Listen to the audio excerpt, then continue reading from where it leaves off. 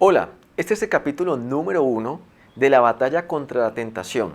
Encuentras en la descripción todos los demás capítulos de esta serie. Ahora vamos a hablar de cómo resistir para no caer en las tentaciones. Para entender mucho mejor esta serie, te conviene que te hayas visto la anterior, que hablaba sobre cómo sacar a alguien de la cabeza, las batallas en la mente.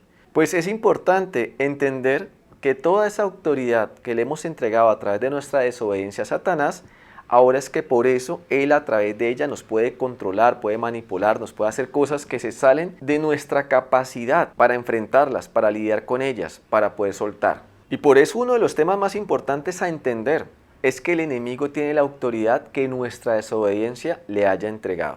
Hay gente que en su desesperación asegura que Satanás es muy poderoso, que contra él no se puede. Pero eso lo dice uno cuando no tiene una relación con Dios. Cuando uno no conoce al Señor, su poder y su grandeza, uno siente que todo lo malo es fácil de que te suceda. Y el diablo obtiene su poder es de nuestra desobediencia. Porque cuando nosotros empezamos a caminar en Cristo, siendo fieles, constantes, obedientes, Satanás ya no tiene la misma capacidad de hacer lo que quiera con nosotros. En Santiago 4, 7, 9 dice, obedezcan y sométanse al Señor y resistan a la tentación y Satanás huirá de ustedes. Y si el Señor lo está diciendo en su palabra es porque el Señor va a respaldar esa obediencia. Y este proceso de que una tentación vaya perdiendo su poder va de la mano con lo gradual que nosotros empecemos a aumentar nuestra relación con Dios. A medida que más me acerco al Señor, las tentaciones son menos fuertes para mí. Es como si de alguna manera la relación con el Señor le quitara el sabor a eso que está mal, pero nosotros lo seguimos disfrutando. Por otro lado, el Señor le va a quitar la fuerza a la tentación,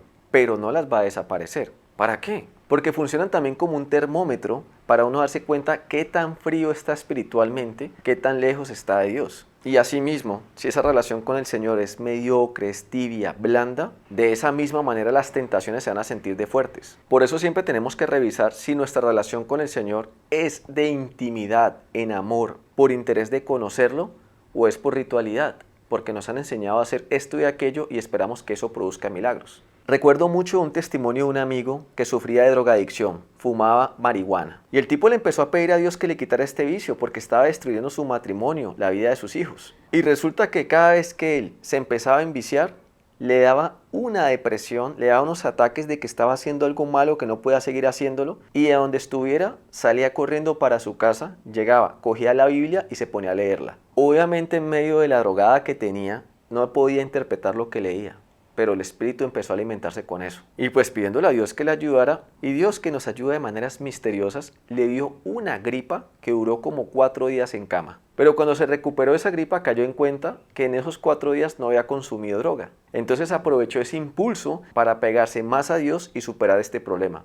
Y sí, realmente la relación que él aumentó con el Señor le ayudó para resistir a las tentaciones que siguieron apareciendo, pero ya no caía en ellas. Y por eso es importante entender que una de las mayores tentaciones que tiene la humanidad es alejarse de Dios. Todos los días estamos siendo tentados a no orar, a no leer la palabra, a hacer otras cosas antes que ese tiempo de intimidad con el Señor. Y muchas veces estamos orando, estamos leyendo la palabra y estamos pensando en otras cosas. Estamos mirando cuánto tiempo estamos gastando en eso, a qué hora se va a acabar. Si vamos a la iglesia, estamos pendientes de la hora para irnos. Si alguien nos invita a almorzar, cualquier excusa sirve para no ir. Y así es la realidad a la que nos enfrentamos. Somos infieles por naturaleza. Este es el plano caído de los infieles. Adán y Eva fueron en contra de la obediencia a Dios y fueron tentados por Satanás. Y como estaban lejos del Señor, cayeron en la tentación. Y esto se convirtió en el pecado que nos condenó. A todos nos ofende mucho una infidelidad, pero no entendemos que en este plano todos somos infieles.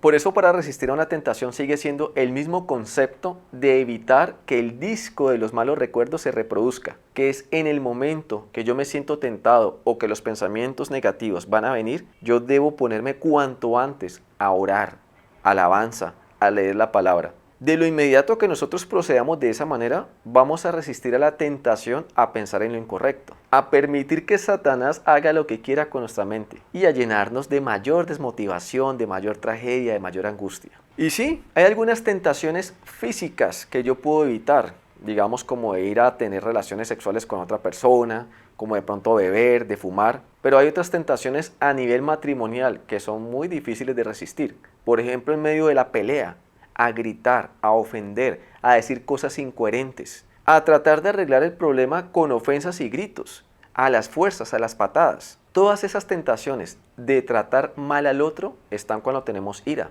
Y esta teoría de los videos y todo lo que estamos aprendiendo suena muy bonito, pero ¿y cómo vas a hacer para que realmente funcione el momento crítico, que es cuando se debe de hacer? Ahí todos nos quedamos corticos, porque conocemos la palabra, sabemos que estamos pecando, pero nada nos detiene. Y eso está consecuente de cómo está la relación con Dios, y ahí es donde fallamos todos. Esas mismas tentaciones que a uno nos da por ver pornografía, por tener unos chats que no convendrían, o que a usted le dé por verificar qué es lo que está haciendo el otro, o coger el celular a escondidas, o estrategias de espionaje, todo eso son tentaciones que solo en Cristo las vamos a vencer. Y a primera vista pareciera ser que todo esto es imposible dejar de hacerlo, pero eso es porque entre uno más se llene de Dios, más capacidad va a tener para lograrlo. Es en Cristo que todo lo puedo, no en mis fuerzas. Por eso la gracia de esto no es concentrarse en dejar de cometer un pecado, sino enfocarse en acercarme más a Dios, que a lo que yo me voy llenando del Señor, por el Espíritu, por el poder de lo sobrenatural, yo voy empezando a soltar eso que ya no me edifica, eso que ya no me conviene, eso que conocemos como pecado.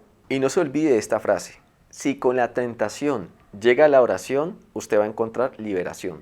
Y en todo este proceso de la mente, tenemos tres influencias que hay que saber detectar de dónde vienen. La primera es no poder distinguir si lo que estamos sintiendo o escuchando viene de Dios. Eso es un reflejo de la falta de intimidad. Como no la tenemos, no conocemos la voz de Dios. La falta de lectura bíblica, de estudiar las Escrituras, nos dificulta todavía aún más entender cuáles son los planes de Dios y cuáles están fuera de su plan. Y le recomendaría que en la descripción se busque un video que le vamos a dejar de cómo trabajar la infidelidad, porque toda esta infidelidad de la carne es una proyección de la infidelidad que hay espiritual en tu vida. Nosotros primero empezamos a separarnos de Dios y fruto de esa separación es que nos separamos del otro. Primero empezamos a ser fieles espiritualmente y ahí se produce la infidelidad carnal. Por eso fue que Adán y Eva en sus fuerzas se alejaron de Dios. Y por eso Dios nos mandó a Cristo, para que tuviéramos una forma de reconciliarnos con Él, un camino para volver a Él.